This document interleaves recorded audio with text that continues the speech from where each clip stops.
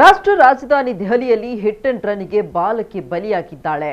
ಅತಿ ವೇಗದಿಂದ ಬಂದ ಕಾರೊಂದು ಡಿಕ್ಕಿಯಾಗಿ 6 ವರ್ಷದ ಬಾಲಕಿ ಪ್ರಾಣ ಕಳ್ಕೊಂಡಿದ್ದಾಳೆ. ಪ್ರಿಷಲ್ ಪ್ರಿನ್ಸ್ ಮೃತ ಬಾಲಕಿ ತನ್ನ ಅಜ್ಜಿಯೊಂದಿಗೆ ಬಾಲಕಿ ರಿಕ್ಷಾದಲ್ಲಿ ಪ್ರಯಾಣಿಸ್ತಾ ಇತ್ತು. ಈ ವೇಳೆ ವೇಗವಾಗಿ ಬಂದ ಕಾರು ಡಿಕ್ಕಿಯಾಗಿದೆ. ಪರಿಣಾಮ ಇಬ್ಬರೂ ಕೂಡ ರಸ್ತೆಗೆ ಬಿದ್ದಿದ್ದು ಬಾಲಕಿ ತೀವ್ರವಾಗಿ ಗಾಯಗೊಂಡಿದ್ದಾಳೆ.